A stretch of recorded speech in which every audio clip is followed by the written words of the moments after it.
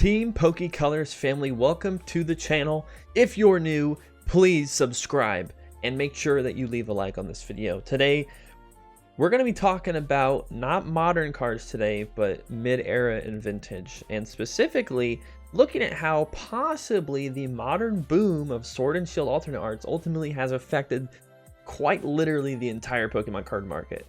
So we're going to start today's video off with a little vintage haul that I picked up, and then we're going to finish off with taking a look at some of the prices of these cards from different eras that is not included within the modern Sword and Shield alt art era that we've seen completely skyrocket. So without further ado, let's get right into today's video.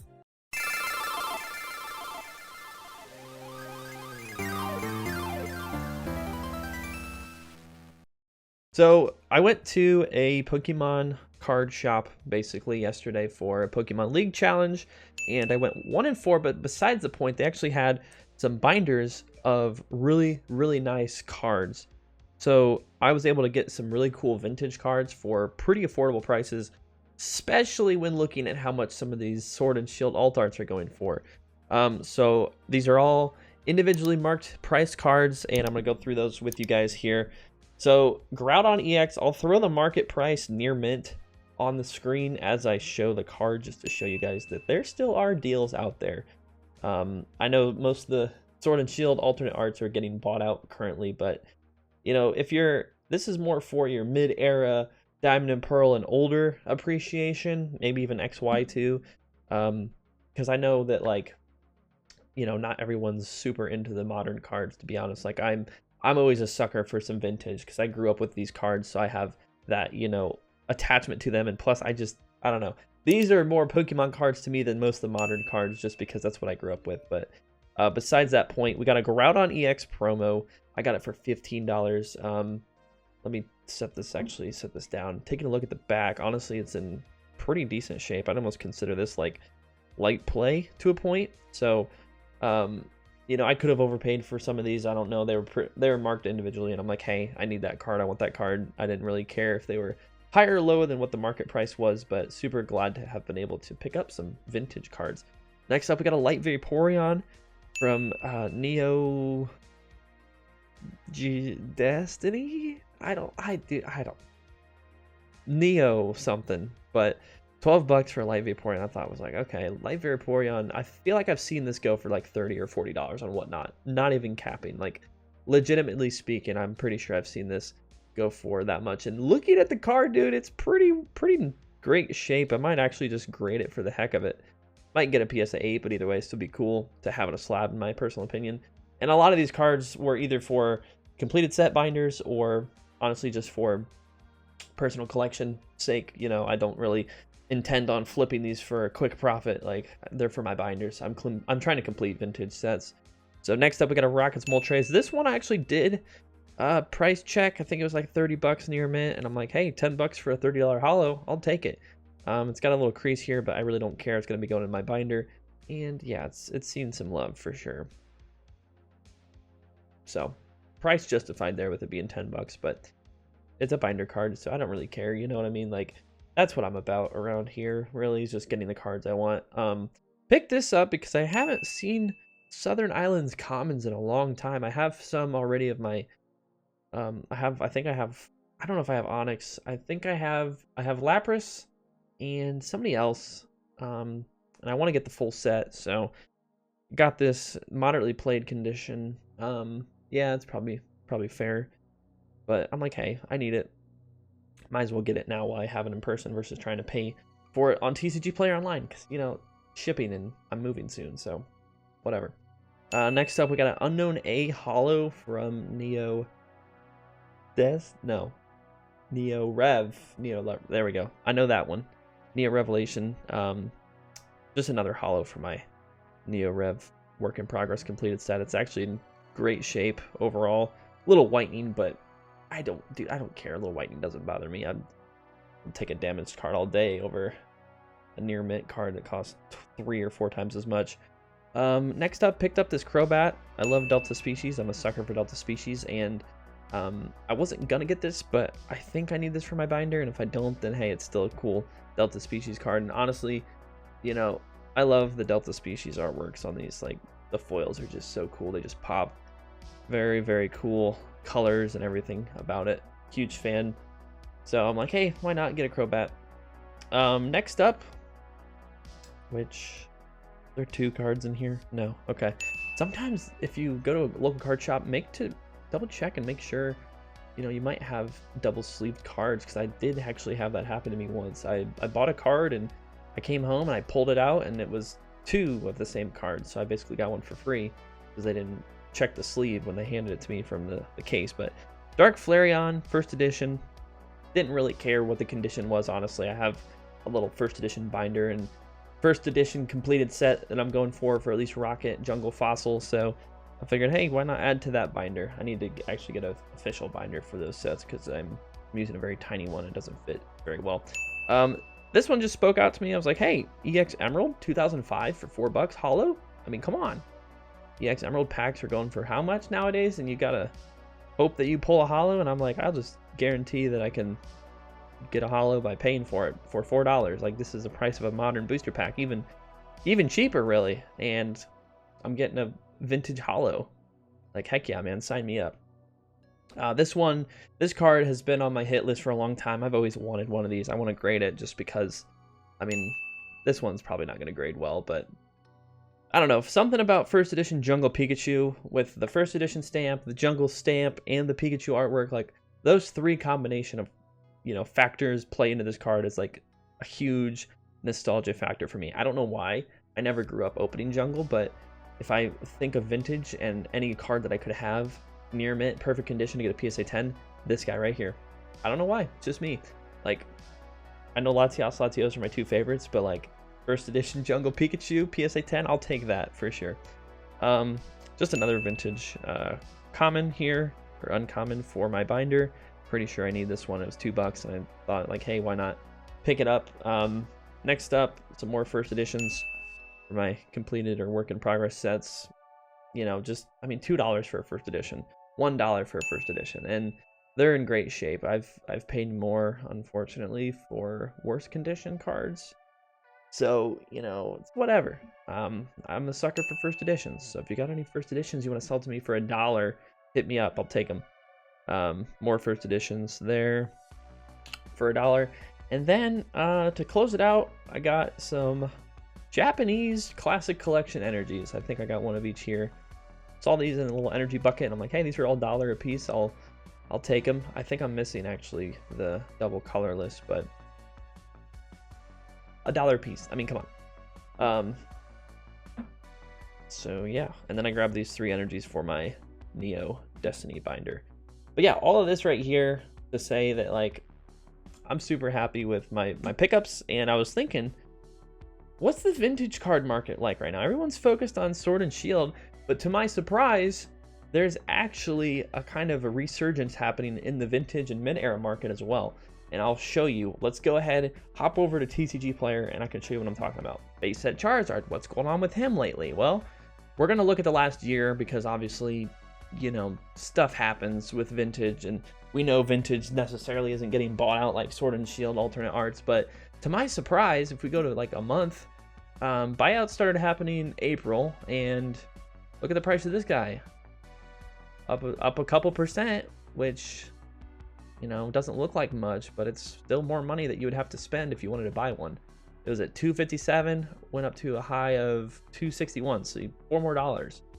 Not a lot again, but, you know, still going up. And then, to my surprise, we have seen this weird, like, decrease, increase, decrease, increase, which I think coincides with exterior markets, like the economy and everything like that, market-wise. So, I don't know, it's Charizard. I mean, it's going to be $120 for a hard played, heavily played, or $350 for a light played. So, you know, there's deals to be had out there. If you're not so much, like, if you don't care so much about the condition of a card, like, you can get a damaged one for $100, cheaper than a booster box, and you literally have the literal first ever Pokemon card chase that there was in the whole entire TCG market per se over time. So I was like, okay, Charizard makes sense in a way, like he's probably following more market trends from exterior outside of Pokemon. But I was thinking, like, okay, let's check something in the Diamond and Pearl era.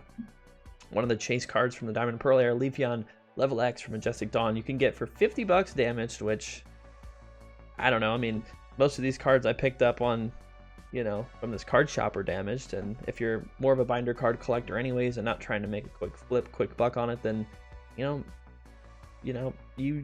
do with this info as you want.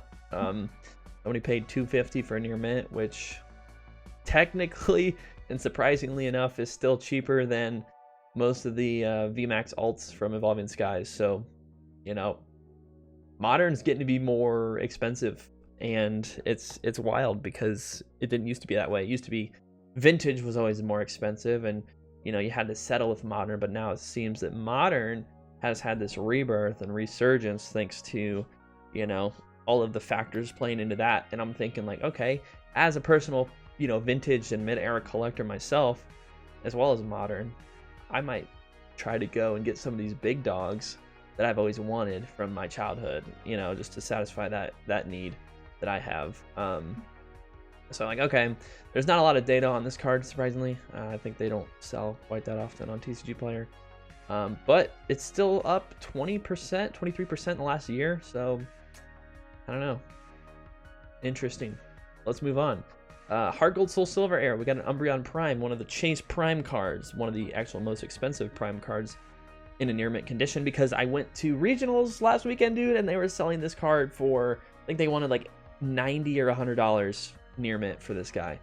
And if we look, this is just the damaged price chart here, but somebody paid 125 near mint, 137 or 123.75 near mint. So, you know, if you don't care about near mint, $30, $22 versus $122, that's a big difference. So Vintage is definitely more for the binder collector if you're trying to get cool cards for cheap. I mean, just look at the listing price versus the market price. Yeah, Modern mostly has a little bit of variance, but not so much this much variance, and that's just because a lot of the older Vintage cards aren't well kept and taken care of. There's a lot more damaged ones out there. So Umbreon Prime, interesting. I don't know if we can see if we can filter by near mint. That filters the price chart. Okay, yeah, so even near mint card, or even near mint in this card, it's gone from 80 bucks, which was about what it was worth, I think, when I looked last time, to now hitting 132, which is 64% increase, which is huge, but still up 50% in the last year, which is, again, driven probably by external factors. But then again, you know, everyone's focused on Modern. Who's to say that people aren't going and buying up all the Vintage cards too? You never know. Moving along, XY era, one of the chases that I wanted to highlight was the Silver Dialga card, one that I wish I could get my hands on one of these days. Damage price is up about 10%, which isn't a whole lot, but we take a look at, let's see, the near mint, this guy. I mean, there's only 5 copies on TCG Player. Like, no one's stopping somebody from going and buying all the near mint copies on this card. Then that officially states that it's been a buyout, and then, you know, go from there. But 450 PSA 9, that's a graded card. 200 bucks near mint for this card, and that's up from 170, so $30 more in a year, at least within this month since buyouts started happening in April. Pretty flat line, but then boom, big sale, $13 more. So I don't know, keep an eye on Vintage. If there's been a Vintage card you've wanted, like a Silver Dialga, like a Leafeon Level X, you know, most likely the spiking of the Modern cards is going to drop significantly, just like the Sun and Moon era ones did. So maybe sell if you hit a price point where you're comfortable with, and then buy it back later. Or, you know, if you want to re-up on your Vintage cards, Vintage Grails, I mean, I don't know, Gold Stars are out there too. You know, maybe swap one Modern card for a Vintage card. I don't know. I might consider doing that, just because I don't know, some of these Modern cards, like, I just don't care about as much. I love Vintage, so I'm a sucker for Vintage, as I've mentioned.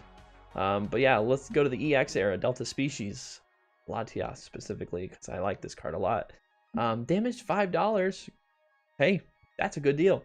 But if you're looking for near mint, we're looking at like 40 bucks, which, a little little up there, but I mean, it's still cheaper than a modern day ETB. So if you want vintage cards that are near mint, then you kind of have to figure out what you want to do with your dollars, because, you know, how good of a condition do you want a vintage card to be? Do you want to, you got to figure out if you're going to grade it, or if you're just going to keep it in a binder, then maybe not worth spending $30 extra for a near mint, unless, you know, you're into that, you know, near mint capability. Because then if you want to resell in the future, or just sell in the future in general, then near mint's a lot easier to sell than a damaged one for sure. But my collection, I go for completed sets and master sets, at least with the modern sets, so I'm not messed up. Like if I have a card in my binder that's got a little crease on it, like, to me that's part of the experience of collecting vintage.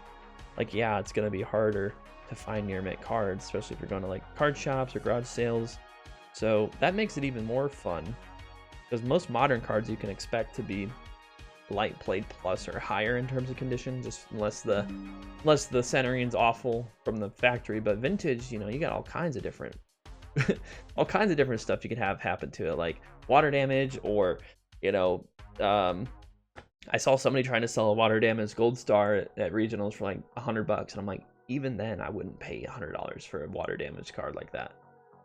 So yeah, I don't know.